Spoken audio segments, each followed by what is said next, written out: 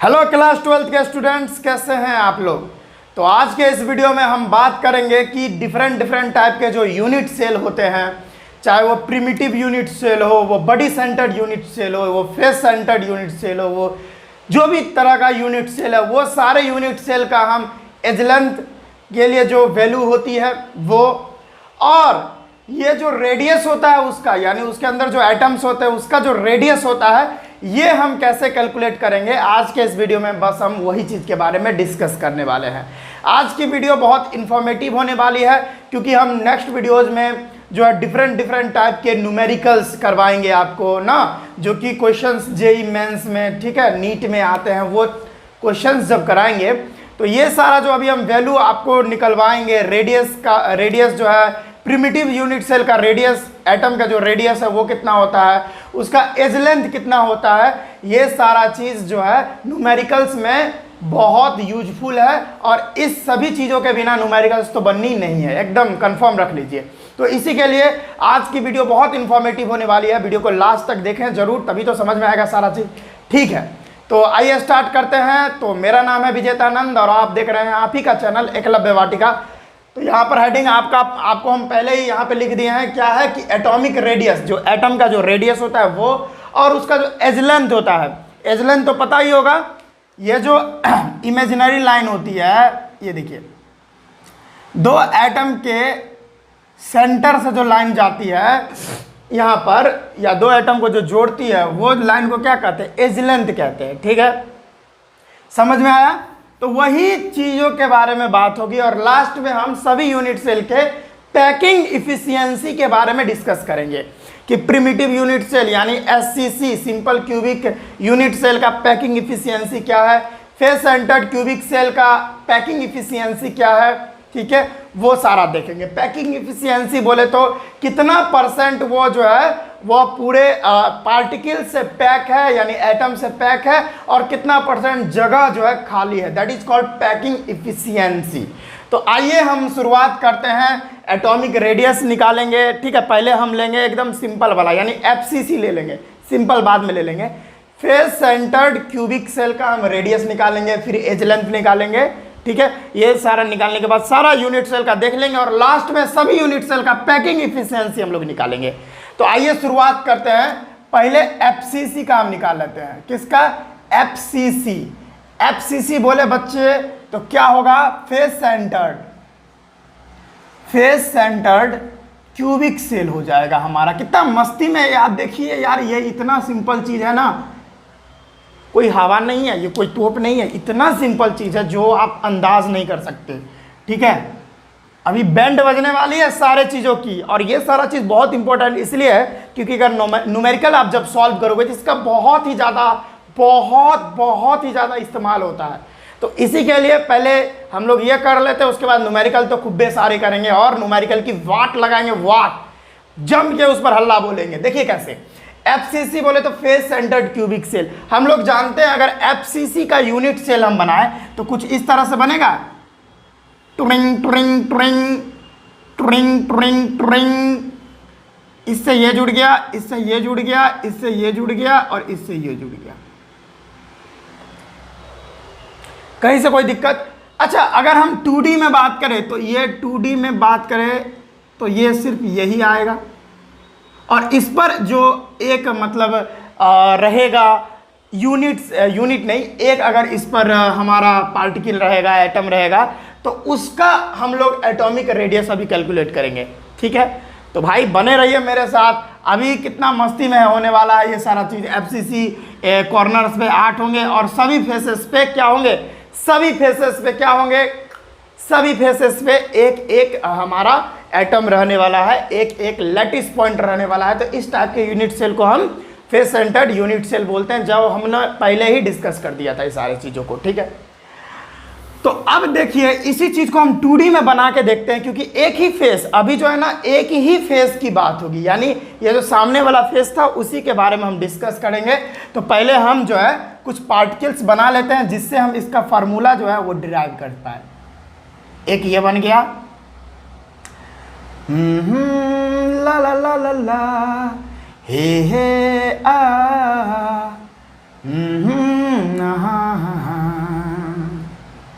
देखिए यहाँ पर इस तरीके से आपको पार्टिकल्स रख लेनी है। अब आपको कुछ आइडिया लगा, ये सारा क्या होता था, ये सारा एज लेंथ होता था।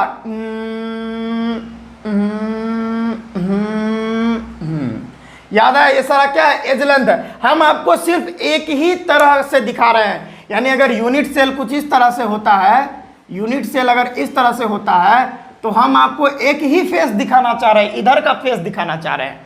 तो इधर का अगर हम फेस, सामने वाला फेस दिखाना चाहे तो सामने वाला फेस पर एक हमारा एटम यहाँ पर बीच में आपको नजर आ रहा होगा।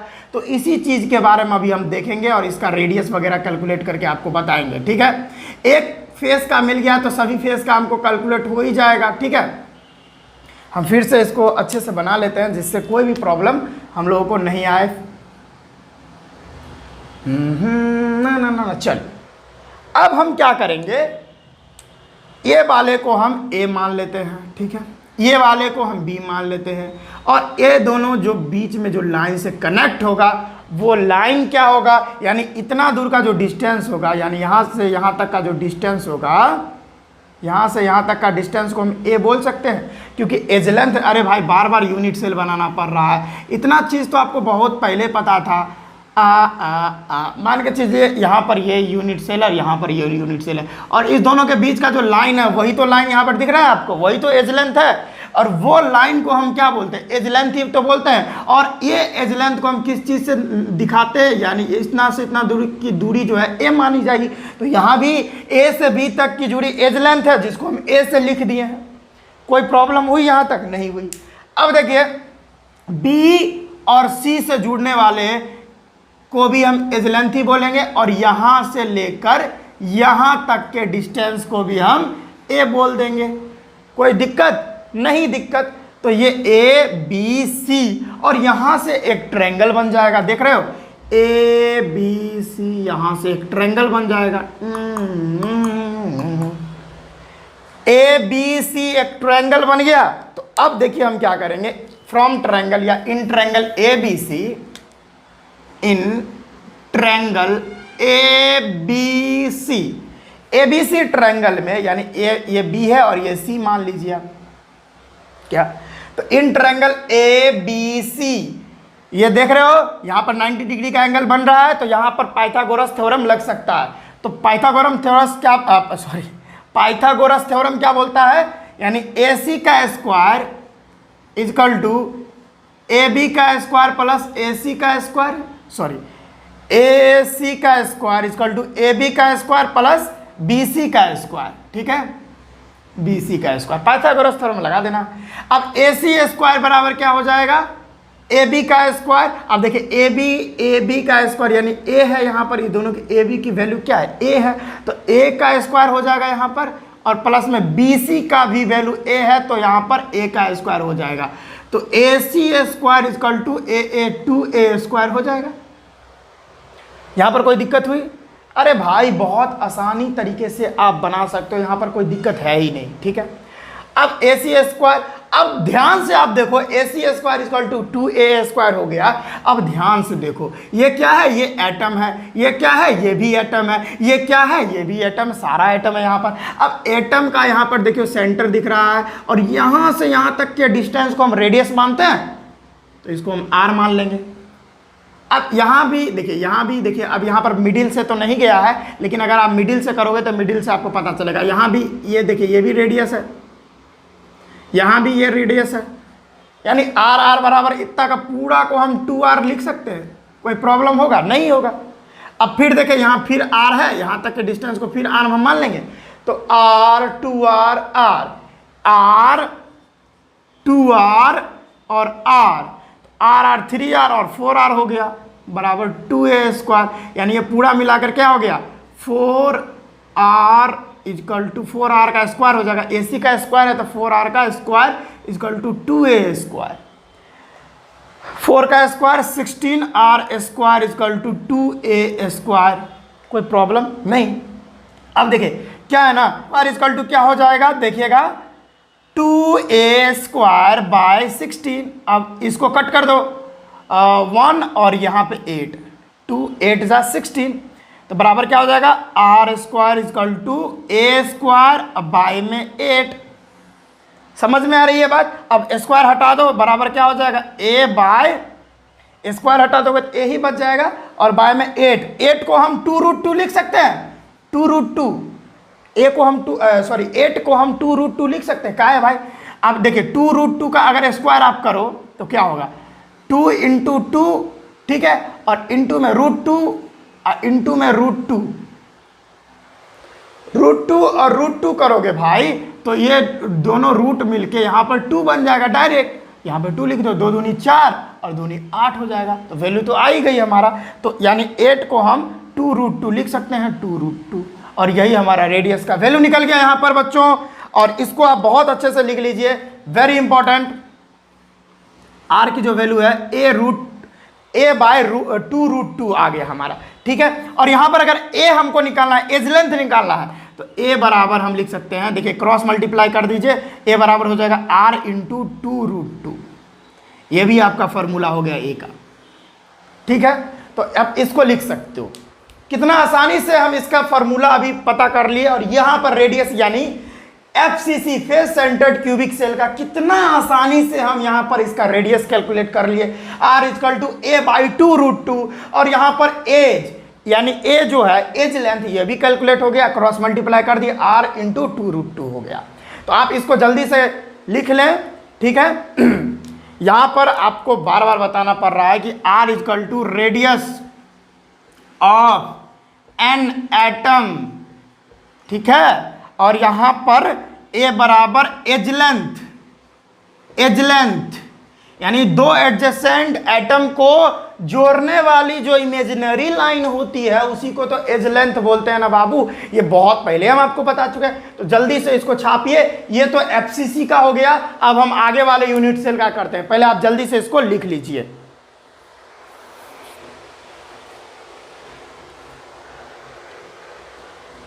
चलिए आप इसको लिख लिए हैं तो इसको हम मिटाते हैं। मिटा दे बच्चों। चलिए एफसीसी का हो गया खेल खत्म। इसका पैकिंग इफिशियंसी हम लोग लास्ट में देखेंगे।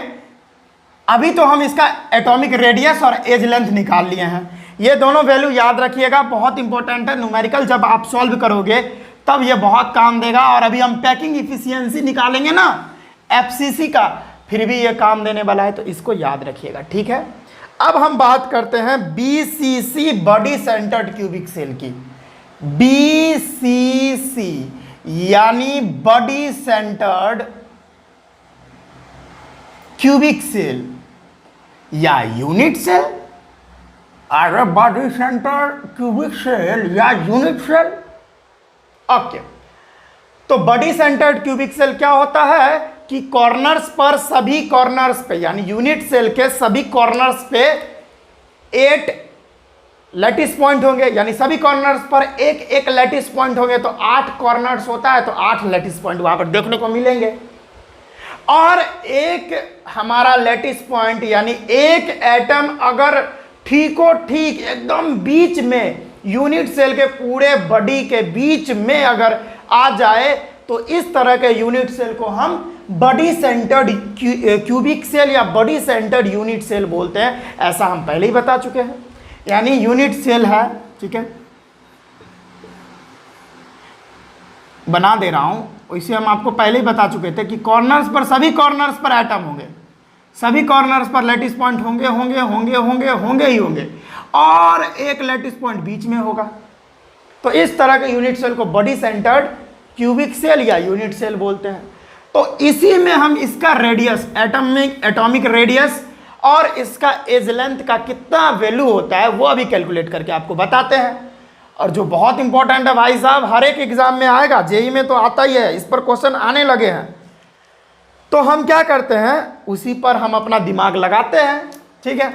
अब हम क्या करेंगे, एक यूनिट सेल बनाएंगे। चलिए भाई जी, आपके हिसाब से हम यूनिट सेल बना दिए हैं, ठीक है।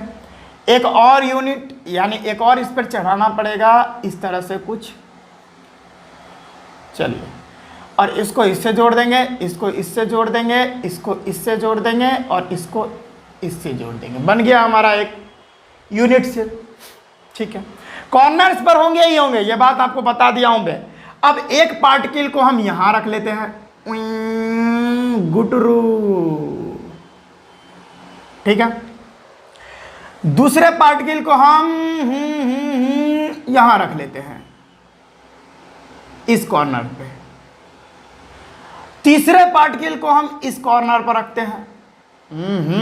राजा जी, चलिए अब हम पहले ही बता चुके हैं कि भाई इसको ए मान लो आप, ठीक है, इसको मान लो आप बी, इसको मान लो आप सी, और यहां तक के डिस्टेंस को आप ए तो बहुत पहले से मानते आ रहे हो क्योंकि ये तो एज लेंथ है। यहां तक के डिस्टेंस को ए मानो, ठीक है, ए। यहां यानी सी और बी के डिस्टेंस को भी आप ए मान सकते हो क्योंकि ये भी तो एज लेंथ ही है, तो ए मान सकते हो। तो यहां पर एक ट्रायंगल बन गया ना, ए बी सी के, देखिए रिस्पेक्ट में यहां पर एक ट्रायंगल बन गया, जो डायरेक्ट सी को मिलती हो, ए बी सी। अब हम बात करेंगे इन ट्रायंगल ए बी सी, तो हम बात करेंगे in triangle A B C. A B C triangle में अगर आप बात करो तो यहां पर आप पाइथागोरस थ्योरम लगा सकते हो क्योंकि यहां पर भी 90 डिग्री का एंगल यहां पे बन रहा है। तो बाय पाइथागोरस थ्योरम क्या हो जाएगा, A C square equal to A B का स्क्वायर प्लस में बी सी का स्क्वायर। कहीं कोई दिक्कत नहीं। अब ए सी स्क्वायर बराबर क्या हो जाएगा, ए बी का स्क्वायर, यानी ए बी की वैल्यू ए है तो ए का स्क्वायर, प्लस बी सी की भी वैल्यू हमने ए मान रखी है तो ए का स्क्वायर, तो A C square is equal to 2a square हो जाएगा। इसको इक्वेशन फर्स्ट मान लो, आप कोने में साइड करके रख लो पहले फिलहाल के लिए, ठीक है। अब देखो कुछ समय के लिए अब यहां पर जो आपने एटम्स को पुट किए हैं, अब ये वाले एटम को, एक और एटम को यहां पुट कीजिए और एक बड़ा सा एटम को आप यानी बॉडी में सेट कीजिए, क्योंकि आप जान रहे हो कि आप बीसीसी का एटॉमिक रेडियस और एज लेंथ निकाल रहे हो, तो भाई साहब जब तक बॉडी ना, जब तक उसके बीचों बीच एटम नहीं होगा तब तक आप कैसे उसका एटॉमिक रेडियस और उसका एज लेंथ कैलकुलेट करोगे। और जैसे ही आप एक एटम यहाँ पे रखोगे और एक बॉडी पर, तो इसका बॉडी डायगोनल हमको पता करना पड़ेगा। तो ये सारा चीज़ हम लोग को अभी कैलकुलेट करने के लिए या तो आप इसमें बना सकते हो या नहीं तो हम एक और यूनिट सेल बनाते हैं और उसको हम अभी बताते हैं बहुत डिटेल में, नहीं तो आप कंफ्यूज हो जाओगे। अगर आपने ये नहीं लिखे थे तो पीछे जाकर आप नोट कर सकते हैं, ठीक है। आप एक और यूनिट सेल बनाते हैं जिससे आपको बेहतरीन ढंग से हम समझा पाए। मेरा हमेशा कोशिश रहता है कि कैसे आपको बहुत आसान लैंग्वेज में समझाया जाए। इसी के लिए हम एक और यूनिट सेल आपको बना के दे रहे हैं जिससे आपको बेहतरीन ढंग से समझ में आए, ठीक है। वहाँ पर मैं भी कर सकता था लेकिन कहीं आप कंफ्यूज हो जाते, इस बात का मुझे डर लगा रहता है। भाई यहाँ पर आप आए हो तो मैं पूरा तरह से 100% दे रहा हूँ, जिससे आप मतलब ऐसा तरह से बता रहा हूँ जिससे आप बहुत आसानी से समझ पाओ, बिल्कुल भी आपको टेंशन ना हो। ऐसा नहीं उसमें कचरा हो जाता अगर बताते तो फिर कहीं आपको समझ में नहीं आता, इसी के लिए मैं दूसरा यूनिट से लिया हूँ। अब हम क्या करेंगे कि एक पार्टिकल हम यहाँ पे रखेंगे, बड़ा सा पार्टिकल, ठीक है, जिसको हम ए माने थे पहले भी और अभी भी मान रहे हैं, और इस पॉइंट को तो हम बी माने हैं लेकिन अभी यहाँ पर हम लोग एटम नहीं रखेंगे। इस पॉइंट को हम सी माने थे, ठीक है। अब एक और आप देखिए ये बॉडी, अब एक यूनिट सेल है ना, इस यूनिट सेल के बॉडी के अंदर एक एटम होगा, क्योंकि बीसीसी में तो यही तो होता है कि एक बॉडी में एटम होता है, यानी बीचों बीच एटम होता है और हर एक जगह से उसका डिस्टेंस क्या होता है, सेम होता है। हर एक कॉर्नर से उस बॉडी में रखे गए एटम का डिस्टेंस सेम होता है हर एक कॉर्नर से, यूनिट सेल के हर एक कॉर्नर से। तो एक यहां पर यूनिट सेल रखाएगा,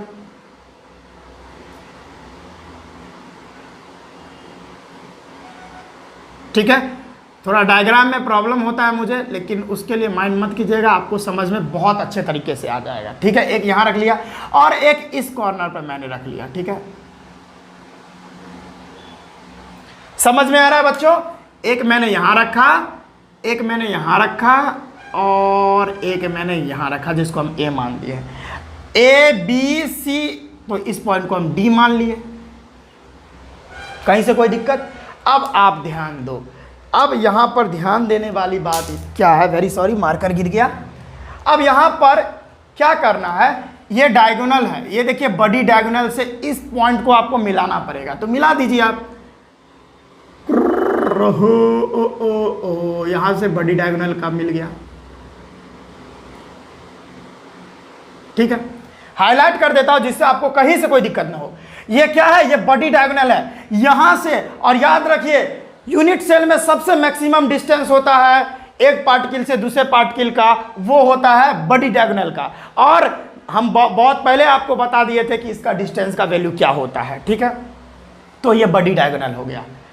इस पॉइंट से यानी डी से हम ए को मिलाएं। अब देखिए यहां से ए और सी को भी मिलाइए तो एक नया ट्रायंगल आपको दिखने को मिल जाएगा। देखिए ए और सी को मिलाइए आप, तो देखिए एक नया ट्रायंगल आपको यहां पर देखने को मिल गया ना।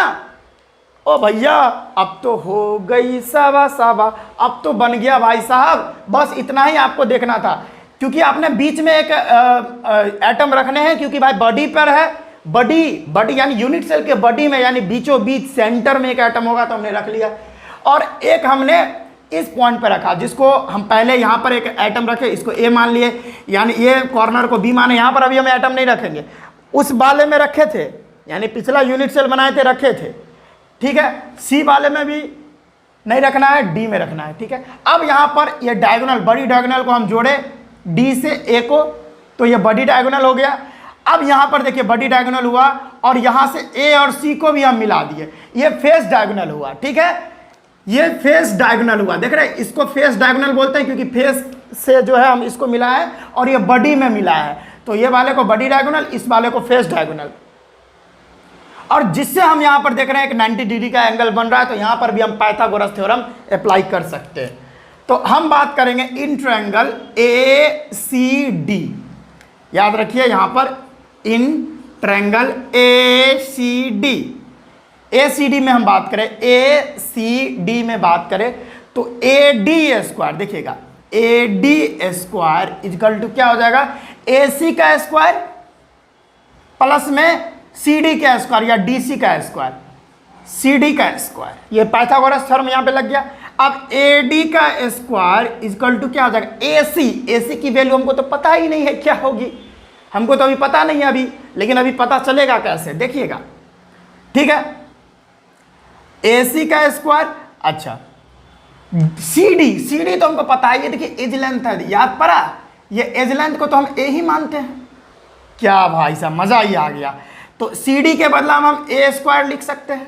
अब ए सी की वैल्यू हमने यानी ए सी स्क्वायर की वैल्यू हमने 2a स्क्वायर मान के रखी है, तो यहां पर वैल्यू पुट कर दो 2a स्क्वायर, तो A D square equal to हो जाएगा 3a स्क्वायर। कितना आसान से हो गया। अब ए डी स्क्वायर की भी वैल्यू आपको पता है, आप दिमाग नहीं लगा पा रहे हो। यहां पर देखो, यानी ए डी, याद रखो ये एटम है, इसको हम पूरा इतना वाले भाग को हम रेडियस मान सकते हैं r।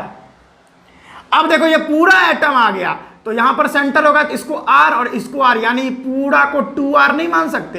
अरे भाई साहब, ये क्योंकि ये डायमीटर हो गया, तो डायमीटर 2r ही तो होता है, तो 2r हमने लिख लिया। और ये देखिए आधा है, एटम का आधा है, यानी रेडियस है r, यानी r 2r r, यानी r 2r और r का स्क्वायर हो जाएगा इक्वल टू 3a स्क्वायर, यानी टोटल बात कर लो तो 4r का स्क्वायर अब बराबर 3a स्क्वायर। अब हम बाकी का कैलकुलेशन यहाँ पे करते हैं। 16r square equal to 3a square, r square equal to क्या हो जाएगा 3a स्क्वायर, अब बाय में 16।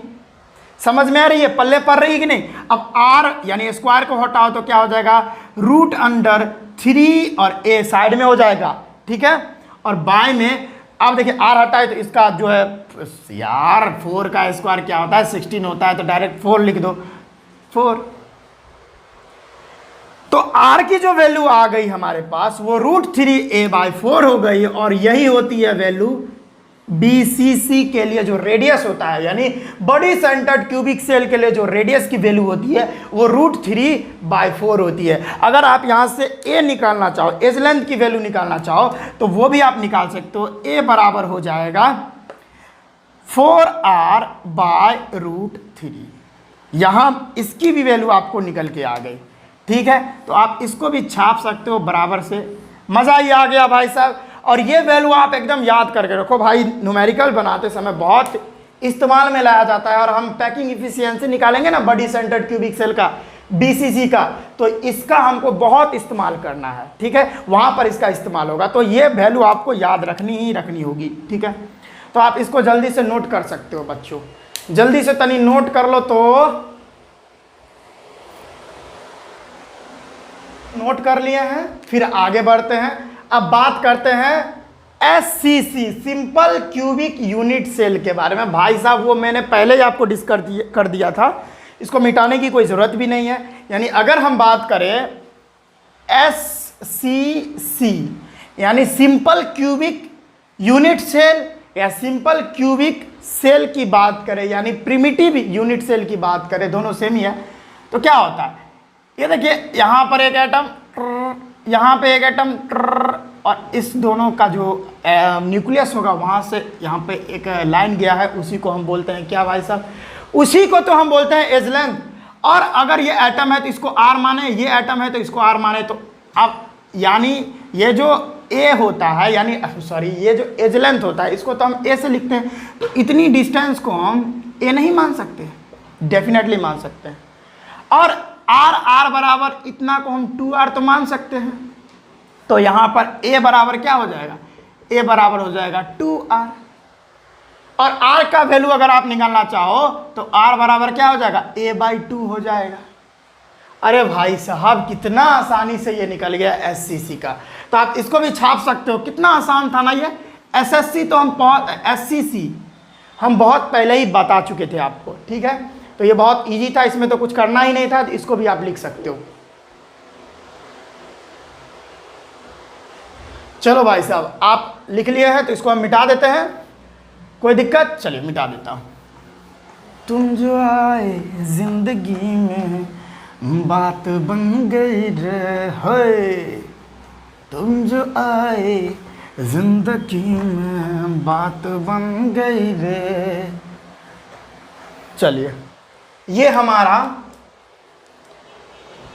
सिंपल क्यूबिक यूनिट सेल, हमारा बडी सेंटर्ड क्यूबिक सेल और हमारा फेस सेंटर्ड क्यूबिक सेल का हम लोगों ने एज लेंथ निकाल लिया, उसका एटॉमिक रेडियस क्या होता है वो निकाल लिए।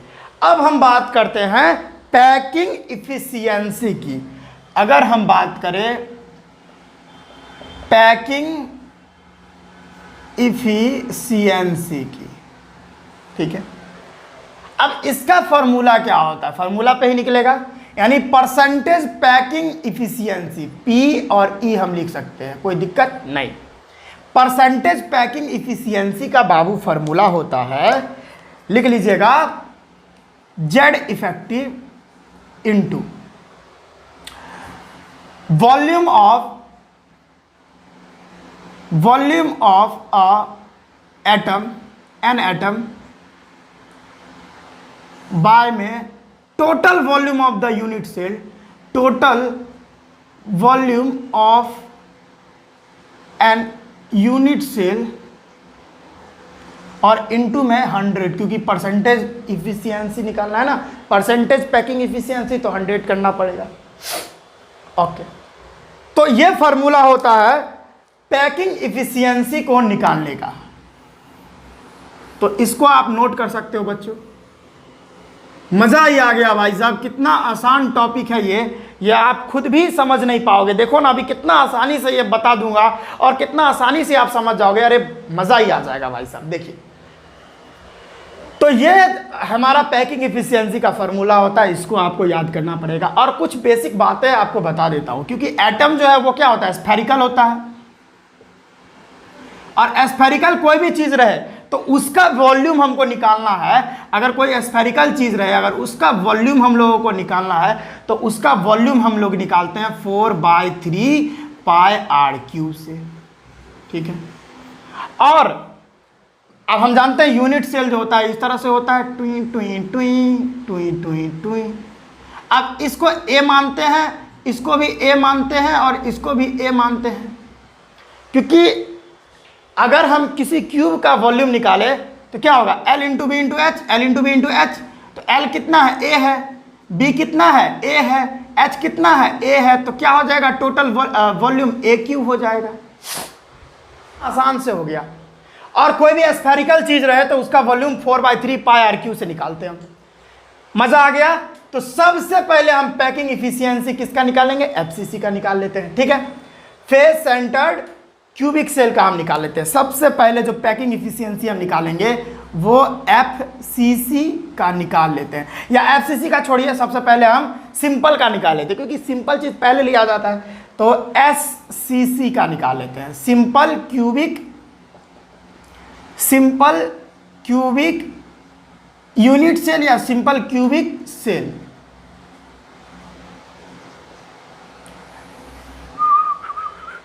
आसानी से हम लोग कर लेंगे। फार्मूला ये रहा, परसेंटेज पैकिंग इफिशियंसी बराबर जेड इफेक्टिव। अब याद रखिए भाई साहब, अब एसएससी नहीं, एससीसी यानी सिंपल क्यूबिक सेल का जेड इफेक्टिव कितना था, यानी कितना एटम का कंट्रीब्यूशन था वहां पर, याद है? अरे भाई साहब, पहले तो आपको समझना होगा सिंपल क्यूबिक सेल होता क्या है। इस तरह से होता था, कॉर्नर्स पे, सभी कॉर्नर्स पर एक एक एटम इस तरह से लैटिस पॉइंट होते थे सभी कॉर्नर्स पर, और उनका कंट्रीब्यूशन 1/8 होता था। तो कॉर्नर पर कितने एटम है, 8 है, तो ये कट के 1 हो जाता था, 1 एटम। अब और तो लैटिस पॉइंट है ही नहीं, तो टोटल जेड इफेक्टिव कितना होगा, एक ही तो होगा। तो यहां पर हम लिख देंगे जेड इफेक्टिव के जगह पे 1, और इनटू है तो into volume of an atom.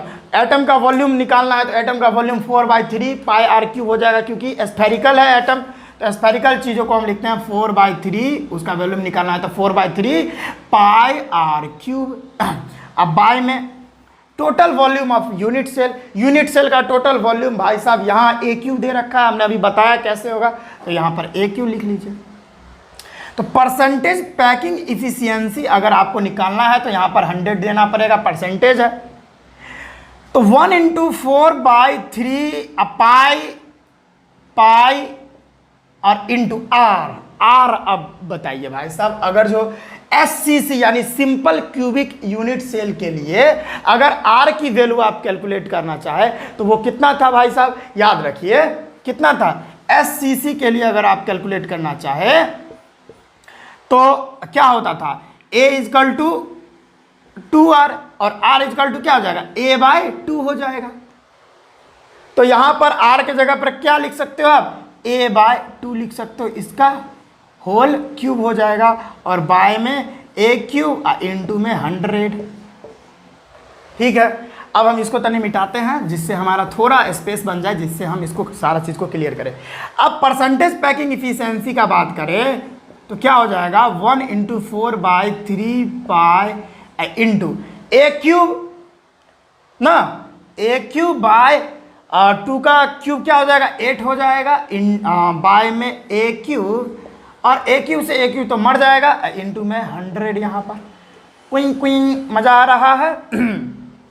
चलिए यहाँ पर भी हम कट कर सकते हैं, 4 × 2 = 8। तो यहाँ पर परसेंटेज पैकिंग इफिशियंसी क्या हो जाएगा, पाई। देखिए यहाँ पर पाई ही तो बचा, ऊपर में और कुछ बचा नहीं, पाई और 3 × 2 = क्या हो जाएगा, 6 पाई/6, और तो कुछ बचा नहीं, इंटू में 100। ठीक है, अब परसेंटेज पैकिंग इफिशियंसी बराबर बच्चों होता है, पाई की वैल्यू कितनी होती है, 3.14 अप्रॉक्स में, बाय में 6 इंटू में 100। इसको अगर आप कैलकुलेट करोगे तो परसेंटेज पैकिंग इफिशियंसी जो आती है 52.4% आती है। ठीक है, यानी इसको आप कैलकुलेट करोगे तो परसेंटेज पैकिंग इफिशियंसी की जो वैल्यू आ जाएगी वो कितना हो जाएगा, 52.4 आ जाएगा %। यानी इतना % जो है वो एटम से मिलकर भरा हुआ है, और बाकी जो बच गया वो क्या है, खाली है, वो क्या है, वॉइड है। अब परसेंटेज वॉइड भी आप निकाल सकते हो, परसेंटेज वॉइड कितना होता है, परसेंटेज वॉइड बराबर होता है 100 माइनस परसेंटेज पैकिंग इफिशियंसी। तो परसेंटेज वॉइड निकालोगे तो 100 में से जितना है वो माइनस कर दो, तो 100 minus 52.4 will give you 47.6%। Percentage void की वैल्यू आ गई। कितना आसानी से आप सारे चीज़ों को कैलकुलेट कर सकते हो, ठीक है।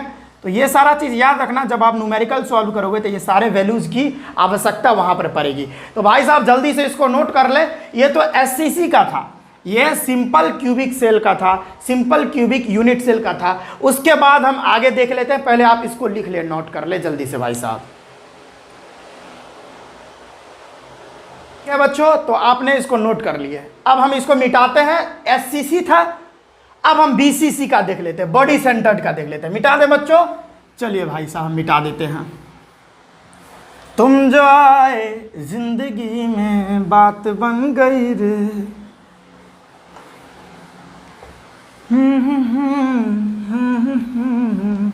चलिए आई थिंक जो भी मैं पढ़ा रहा हूं आपको मजा आ रहा होगा, समझ में भी आ रहा होगा। अब हम बात करते हैं बीसीसी की। बीसीसी की परसेंटेज इफिशियंसी निकालेंगे, यानी परसेंटेज पैकिंग इफिशियंसी। बीसीसी बोले तो बॉडी सेंटर्ड क्यूबिक सेल या यूनिट सेल, जो आपका मन करे वो बोलिए आप। चलिए, इतना ना मार्कर है मेरे पास, एक को हटा देता हूं। चलिए, इसका परसेंटेज पैकिंग इफिशियंसी हमको निकालना है, चलिए निकाल लेते हैं।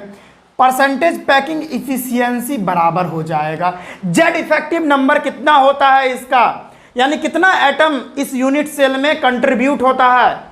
याद रखिए भाई साहब, ये जो यूनिट सेल है बीसीसी का अगर हम बनाएं तो क्या होता है, कॉर्नर्स पे यानी किनारा पे जो है एक एक यूनिट सेल, सॉरी एक एक जो है लैटिस पॉइंट प्रेजेंट रहेंगे, एक एक लैटिस पॉइंट हर एक किनारा पर प्रेजेंट रहेगा। और चूंकि ये बीसीसी है, बॉडी सेंटर्ड है, तो बीच में यानी एकदम बीच में जो है सेंटर में, मध्य भाग में, यूनिट सेल के मध्य में एक लैटिस पॉइंट यानी एक एटम रहेगा। तो इस तरह के यूनिट सेल को हम बीसीसी यानी बॉडी सेंटर्ड क्यूबिक सेल कहते हैं। और इसका पैकिंग इफिशियंसी हम लोग कैलकुलेट कर रहे हैं, क्योंकि देखिए इसमें एक एक्स्ट्रा एटम भी आ गया ना, पहले देख रहे हैं ना। अब ऐसे भी कॉमन सेंस लगा सकते हो, इससे पिछला जो यूनिट सेल था सिंपल वाला, उसमें तो सिर्फ किनारा पर ही था, इसी के लिए वॉइड्स उसमें बहुत ज़्यादा था, उसमें एटम्स कम थे ना, इसी के लिए उसमें जो खाली स्पेस था, वॉइड्स जो था वो क्या था, बहुत ज़्यादा था। अब यहाँ पर देखिए इसमें एक एक्स्ट्रा एटम आ गया, बीच में घुस गया, जिससे जो है खाली स्थान थोड़ा कम होगा। देखिएगा अभी हम निकालेंगे तो परसेंटेज पैकिंग इफिशियंसी, और इसके लिए जेड इफेक्टिव नंबर क्या हो जाएगा, किनारा पर 8 है तो 1/8 इंटू 8 बराबर क्या हो जाएगा, इसको कट करोगे तो 1 एटम, और बीच में 1 है तो 1 1 मिलके क्या हो जाएगा 2, यानी जेड इफेक्टिव की वैल्यू 2 हो जाएगी यहाँ पर। तो इसके जगह पे हम 2 लिख देंगे। और इनटू में वॉल्यूम ऑफ एन एटम क्या होता है, अब एटम स्फेरिकल होता है, गोल होता है, तो कोई भी गोल चीज का अगर आप वॉल्यूम निकालो तो 4/3 पाई आर क्यूब आप लिखोगे, ठीक है। और बट्टे में total volume of unit cell क्या होता है, ए क्यूब होता है, पहले ही बता दिया। ये भी ए और ये भी ए, लेंथ ब्रेथ हाइट सब ए। तो यहाँ पर ए क्यूब हो जाएगा। और चूंकि परसेंटेज पैकिंग इफिशियंसी निकाला है तो इनटू में 100 और बराबर क्या होगा, परसेंटेज पैकिंग इफिशियंसी बच्चों 2 × 4/3 पाई लिख देता हूं, बाद में वैल्यू बैठा दूंगा। और आर की वैल्यू यहां पर क्या होगी, याद रखिए, आपको याद है बॉडी सेंटर्ड में हम आर की वैल्यू क्या निकाले थे, आर की वैल्यू निकाले थे √3a/4, और यही वैल्यू आपको यहां पर लगा देनी है और मस्ती में कहेंगे बम बम बम बम बम बम बम बम बम। देखिए कैसे, आर की वैल्यू यहां पर लगाइए √3a/4 का होल क्यूब। मस्ती में बोलेंगे जय श्री राम। चलिए ए क्यूब, अब क्या है, अरे भाई अब तो इतना कर लिया तो आसानी है पूरा तरह से। परसेंटेज पैकिंग इफिशियंसी आप तो मिनटों में कैलकुलेट करोगे आप। 2 × 4/3 पाई इंटू, अब देखो √3 को 3 बार लिखो, होल क्यूब है तो √3 इंटू √3। अब √3 बराबर 3 हो जाता है, और 3 और ये √3, तो क्या लिखोगे भाई साहब 3√3 और इंटू में ए क्यूब, अब बाई में ए क्यूब, ए क्यूब से ए क्यूब गया तेल लेने, और यहाँ पर 100 नहीं लिखा आपने, 100 इंटू में 100। अब देखो भाई साहब, इसको मिटा दूं, लिख लिए होंगे, चलिए इसको मिटाते हैं ताकि हमारा जगह बन जाए। हो जीना जीना जीना, चलो ये हो गया। अब हम क्या करते हैं, अब आगे की काम कर लेते हैं हम लोग। अब परसेंटेज पैकिंग इफिशियंसी बराबर क्या हो जाएगी, 2 × 4/3 पाई ना। अब इसको यहीं पर कर देता हूं कैलकुलेट आगे। अच्छा, एक और बात आपने ध्यान नहीं दिया कि यहाँ पर 8 भी तो है, यानी नीचे 4 भी तो है, और 4 × 4 × 4 ये भी तो ऐड होगा कि नहीं होगा, तो 4 × 4 × 4 यानी 64 हो जाएगा। यहाँ पर नीचे में 64 लिख लो, कोई दिक्कत? अरे भाई साहब कहाँ से कोई दिक्कत होगी, आसान ही तो है सारा कुछ। तो यहाँ पर आप ये पूरा को अगर कैलकुलेट करोगे ना, ठीक है, अगर आप इसको पूरा कैलकुलेट करोगे, पूरा धज्जियाँ उड़ाएंगे ऐसा खाओ खाओ खाओ खाओ, तो हमारी जो वैल्यू है, अगर आप का चाहो तो हम इसको कैलकुलेट कर ही देते। चलो भाई साहब, चलो आप इसको आसान हम बना देते हैं। 4 × 2 = 8/3 पाई इंटू 3√3 बाय में 64 इंटू में 100। Percentage packing efficiency will give you 8 से 8 64, ठीक है। 3 से 3 मर गया तो क्या हो जाएगा, पाई, ठीक है, पाई बाय यहाँ पे कितना था, पाई/8 और इंटू में √3, ठीक है, इंटू में √3 और इंटू में 100। आप इसको अगर वैल्यू, अब √3 की वैल्यू आप चढ़ा ही दो, क्या होता है √3 की वैल्यू 1.732 होता है, और पाई की भी वैल्यू चढ़ा ही दो 3.14 होता है। अब यहां से अगर आप कैलकुलेट करोगे भाई साहब, तो आपकी जो वैल्यू है वो आ जाएगी, परसेंटेज पैकिंग इफिशियंसी जो है वो हमारी आ जाएगी 68%, ठीक है।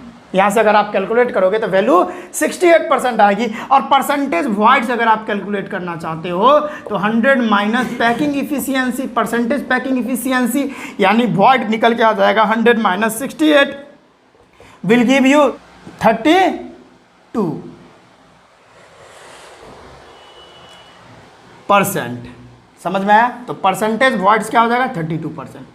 बहुत आसान था, तो आप इसको भी नोट कर सकते हो। यहाँ पर याद रखिएगा, इसका जो परसेंटेज पैकिंग इफिशियंसी होता है किसका, बीसीसी का, वो 68% होता है। क्यों? क्योंकि एक्स्ट्रा आइटम यहाँ पर घुस गया है ना।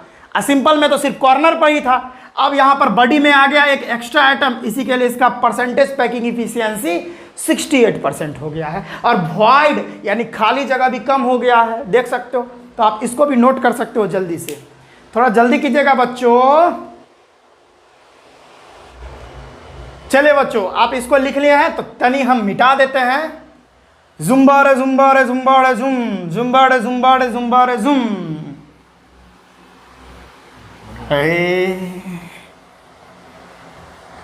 नैनों में सपना, सपनों में सजनी, सजनी पे दिल आ गया, उधर से उसका भाई आ गया, पैर हाथ तोड़ दिया। चलिए अब लास्ट बच गया है, उसका पैकिंग इफिशियंसी देख लेते हैं एफसीसी का। एफसीसी बोले तो फेस सेंटर्ड क्यूबिक सेल का। बहुत आसानी है ये, आसानी है ये। एफसीसी क्या होता है? अरे भाई एक यूनिट सेल बना दो, कॉर्नर्स पे, सभी कॉर्नर्स पर एक एक लैटिस पॉइंट बैठा दो, और एक यानी एक लैटिस पॉइंट उसके सभी फेसेस पे रख दो। कैसे रखोगे? एक यहां रख दो, एक यहां रख दो, एक सामने, एक इधर, 4 हो गया। एक ऊपर 5 और एक नीचे 6। एक क्यूब में 6 फेस होते हैं, 6 फेस पर हमने एक एक लैटिस पॉइंट बैठा दिए, ठीक है। और उसका परसेंटेज पैकिंग इफिशियंसी खोजिए भाई। Percentage packing efficiency, Z effective number क्या होता है? अरे भाई साहब ये देखिए, ये यूनिट सेल होता है ना एफसीसी वाला, देखिए मैं बता रहा हूं आपको, ठीक है। ये यूनिट सेल हुआ, इसके कॉर्नर्स पर, 8 कॉर्नर्स पर एक एक एटम यानी एक एक लैटिस पॉइंट होंगे, और ये कॉर्नर्स कितना एटम पार्टिसिपेट कर रहा है इस कॉर्नर्स पर? 1/8 पार्ट कर रहा है, ये तो बच्चा जानता है। और सभी फेसेस पे भी तो एक एक है ना, एक पीछे से और ये एक नीचे वाला। और ये कितना परसेंट कंट्रीब्यूशन कर रहा है फेस वाला? 1/2 पार्ट। तो कर दो भाई कैलकुलेट, 1/8 और लेटिस पॉइंट है कितने 8 विल गिव यू 1, और यहाँ 1/2 कर रहा है कितना 6, तो इंटू 6 ये कितना हो जाएगा 3, और 3 और 1 कितना हो गया 4, यानी जेड इफेक्टिव नंबर कितना होता है एफसीसी यूनिट सेल का, वो 4 होता है। तो लिख दो 4, लगा दो गुना वॉल्यूम ऑफ एन एटम। किसी भी एटम का वॉल्यूम अगर कैलकुलेट करना पड़े तो आपको पहले ही बताया हूँ, क्योंकि कोई भी स्फेरिकल चीज़ रहे उसका वॉल्यूम 4/3 पाई आर क्यूब होता है। अब बाय में अगर बात करें टोटल, देखिए हम जानते हैं कि आपको आ गया है, फिर भी मेरा तो मजबूरी है ना बताना यार, ऐसे थोड़ी ना निकल जाऊंगा, क्योंकि बहुत तरह के स्टूडेंट्स होते हैं, जो बहुत कमज़ोर बच्चे होते हैं, कुछ एवरेज होते हैं और कुछ एक्स्ट्रा ऑर्डिनरी होते हैं। तो एक्स्ट्रा ऑर्डिनरी वाले तो समझ जाएंगे, एवरेज और जो कमज़ोर छात्र हैं उनको दिक्कत हो जाएगा। तो भाई साहब हम सभी को लेके चल रहे हैं, जिनको अगर ये आता है तो वो तेज़ी में देख सकते हैं इस वीडियो को, ठीक है, और जिनको नहीं आता तो वो एकदम नॉर्मल देखते रहिए, ठीक है। अब टोटल वॉल्यूम क्या होता है, ए क्यूब होता है। चलिए अब याद रखिए एफसीसी के लिए आर की वैल्यू क्या होती है, अब बताओ मेरे को। एफसीसी फेस सेंटर्ड के लिए अगर हम आपसे पूछ दे अभी हमने रेडियस एफसीसी के लिए क्या निकाला है, तो आप मेरे को बताओ, कमेंट करो, अभी के अभी कमेंट करो। याद रखिए पीछे जाके देख के नहीं आना है, अभी बताओ, क्योंकि मैंने आपको बताया था। जल्दी से बताओ कि FCC face centred cubic cell के लिए आर की जो वैल्यू होती है वो कितनी होती है, जल्दी बताओ। अरे भाई साहब a/2√2 होती है ना भाई, तो आसान है। और a अगर कर दो तो अब a की वैल्यू क्या है, a equal to r into 2√2 हो जाएगी।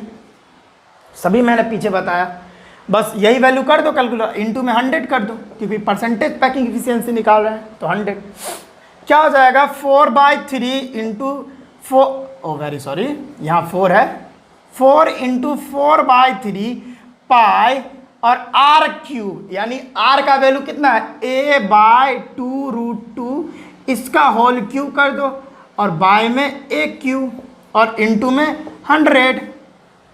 अब यहां से आप पूरा कैलकुलेशन करोगे तो पूरी की जो वैल्यू होगी यहां से a क्यूब से a क्यूब कट जाएगी। अब 2√2 कर दो, पूरा कैलकुलेट करोगे, यहाँ पर पाई की वैल्यू बैठा दो, तो पूरा अगर कैलकुलेशन होगा तो यहाँ पर जो परसेंटेज पैकिंग इफिशियंसी है वो 74% लेके आ जाएगी, ठीक है। परसेंटेज पैकिंग इफिशियंसी 74% आएगी भाई साहब, क्योंकि ये इसमें क्योंकि बहुत सारा ना, देखिए बहुत सारा यहाँ पर जो है एटम्स आ गए हैं, तो वो भी तो जगह छेकेंगे, इसी के लिए इसमें जो परसेंटेज पैकिंग इफिशियंसी होगा 74% होगा। अगर इसमें वॉइड्स खोजना है तो सबसे मिनिमम वॉइड्स इसी में होता है, तो परसेंटेज वॉइड्स अगर खोजना है आपको वो क्या हो जाएगा 100 में से आप माइनस कर दें परसेंटेज पैकिंग इफिशियंसी को, आपको 100 माइनस 74 यानी कितना हो जाएगा 26% हो जाएगा, यानी परसेंटेज वॉइड क्या हो जाएगा 26%। आसान था, तो आप इसको जल्दी से लिख सकते हो। और ये सारा फार्मूलाज आपको याद रहना है, ये आर की वैल्यू जितनी है, ठीक है, परसेंटेज पैकिंग इफिशियंसी, ये सारा आपको बहुत काम देने वाला है, आगे जो न्यूमेरिकल बताऊंगा उसमें जल्दी से आप लिख सकते हो।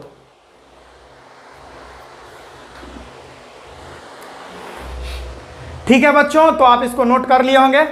तो बच्चों आज के इस वीडियो में बस इतना ही। इससे पीछे जो भी लेक्चर बन चुका है वो लेक्चर्स का आपको लिंक डिस्क्रिप्शन में मिल जाएगा, नहीं तो आई बटन यहाँ पर होगा, आई बटन पर जाइए, वहाँ पर जो है लिंक मिलेगा। सिस्टमैटिक ढंग से पार्ट 1 से वीडियो देखते आइए, सारा कुछ समझ में आएगा। हाँ, अगर अभी तक मेरे टेलीग्राम ग्रुप से नहीं जुड़े हैं तो टेलीग्राम ग्रुप से डेफिनेटली जुड़े, तभी तो वहाँ पर हर एक तरह का, यानी चाहे अभी सॉलिड स्टेट चल रहा है तो सॉलिड स्टेट का नोट, प्रॉपर नोट, एकदम सिस्टमैटिक ढंग से नोट्स मिलेगा आपको पढ़ने के लिए, क्विक रिवीजन के लिए। फिर उसके बाद सॉल्यूशन है, उसका प्रॉपर नोट मिलेगा। तो जितना सारा चैप्टर्स होते जाएगा सारे के नोट हम अवेलेबल करवाते हैं वहाँ पे। तो ऐसा नहीं कि सिर्फ क्लास 12th के लिए ही आपको नोट्स मिलेगा, आप क्लास 9th में है उसके लिए भी नोट्स मिलेगा, क्लास 10th में है उसके लिए भी नोट्स फ्री अवेलेबल है, 11th के लिए भी नोट्स फ्री अवेलेबल है। आप जेई नीट और किसी चीज़ की भी तैयारी कर रहे हैं, सारे चीज़ों का नोट्स वहाँ पर फ्री में उपलब्ध कराया जाएगा। ठीक है बच्चों, तो आप मेरे टेलीग्राम ग्रुप से डेफिनेटली जुड़े। तो आज के इस वीडियो में बस इतना ही बच्चों, हम मिलते हैं नेक्स्ट वीडियो में। पढ़ाई करते रहिएगा। All the very best.